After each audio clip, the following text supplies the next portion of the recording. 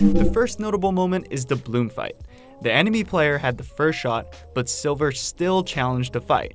Most players would build here, and that's the right thing to do in solo, but not squads. His teammate would have been left to die if he were to turtle, so Silver fought back and won the duel. One mistake that I do have to point out is that Silver didn't build after the aim duel and ended up dropping down for no reason. The result of the duel is that Silver created space for an isolated 1v1. For this fight, Silver confused his opponent by repositioning over the top, and then followed up with the movement trick of moving down the ramp and then jumping for a peek shot. Repositioning during fights is high level stuff and is something that a lot of players don't consider enough. Watch the movement in this fight again to get an idea of how to move around effectively. The last highlight is again about movement. Strafe side by side, crouch and uncrouch while spraying. This type of movement was made popular by top pros like Mongrel and Poach. It seems like it's not a big deal, but seriously it makes a huge difference and it's not even hard to do. This clip was nice and was played pretty well, but let's move on to an example where Silver makes a few notable mistakes that you might be making as well.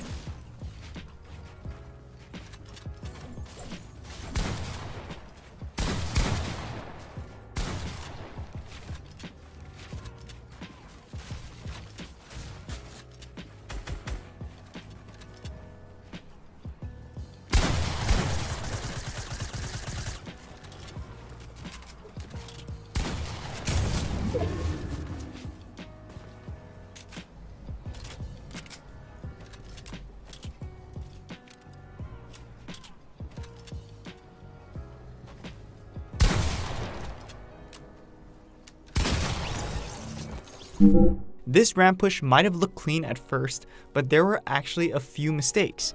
He could have been blasted by an edit play right here. All Silver had to do was put another line of cones and he would have prevented any of this from happening.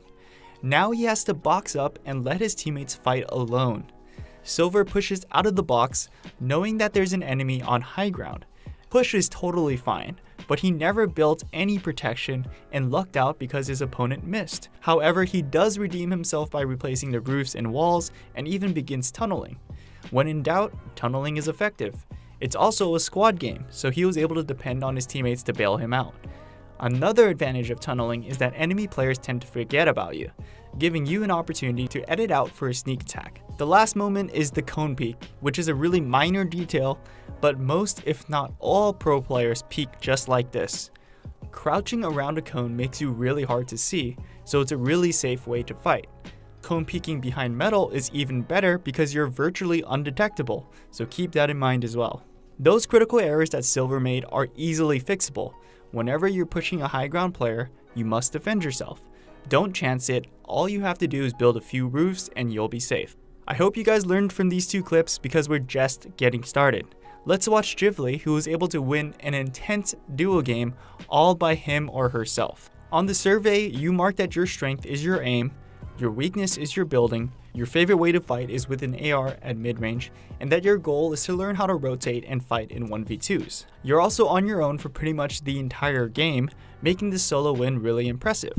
For your first fight, you were stranded on high ground for a long time, so I'm gonna skip to the part where you start fighting. Let's see how it plays out. You realize that the duo is separated and drop down for a quick pick. That was a good move not to thirst and build instead. That was a really awesome Tfue classic attempt there. We're also going to highlight what just happened right here, so keep this part in mind. That was a smart play right here to use the down player as bait, and an even smarter move to reposition right after.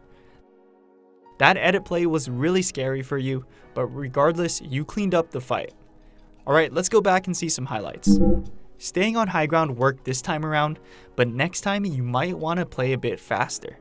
Being chopped down and then swarmed is an automatic way to lose. You had one opportunity to engage, but decided to build back up and then circle back to high ground. It seems scary, but you have to take the fight in these situations. You had a nice attempt at a Tfue Classic here, but there is one thing you could have done better. Right when you saw that metal ramp, you could have built a cone and then a wall, which would have sealed off your opponent. From there, you can follow up with an edit play. Zexro is actually really good at doing this, so check him out because he does it all the time. The idea behind a down edit was awesome. However, you had no idea where your opponent was. In fact, you even had your back turned to them.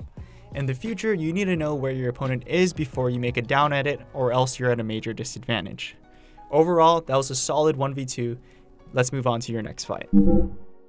You're in a really bad spot to start off, so really good by you to push aggressively.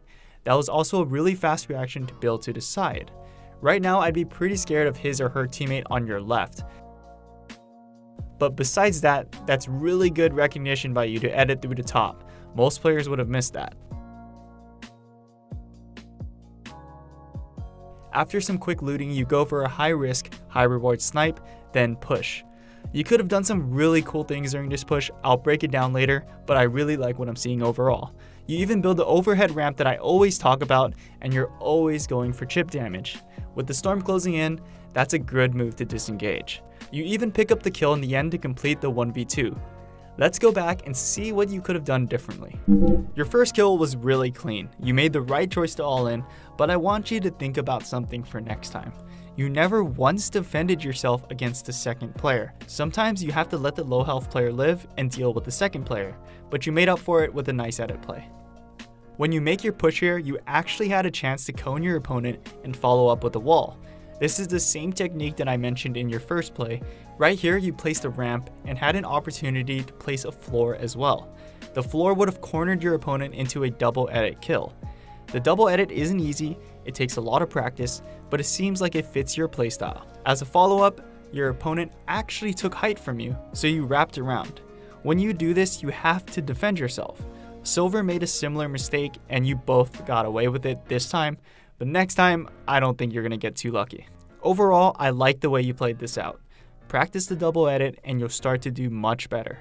Let's check out the final fight. This duo is gunning for you hard. You respond with a risky snipe, but luckily you weren't punished too badly. This player shouldn't have ever made it this far against you, but it's alright, you're making the right moves after. This was a really good all-in. You can tell that Banana Man was not expecting you to play so aggressively.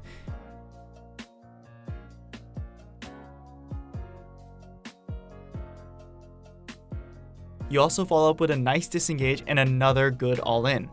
I'm going to tell you a small trick to win fights like this a lot easier, but let's jump ahead to the final fight first. That was a good high ground peak right here, and man, these players are probably pretty new, so there isn't much to say here. All around, great win, but let's go back and break things down. You easily had the best position. You were right next to the zone with natural high ground. Despite this, you were sitting on a flimsy wooden ramp. This type of position needs to be invested in, so use metal and brick next time and make sure your base isn't flimsy. Here you definitely need to use your AR and SMG. This player was allowed to push you without cover for free. It's alright though, I do have to point out that I really liked your tracking right after, and of course that was a nice all-in. This drop down was really risky because you were spam jumping to the point where you had fatigue. Try crouch spamming next time, it's way better all around.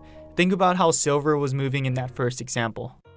There isn't much to say here, you clapped a few bots, but I would have liked to see better target selection.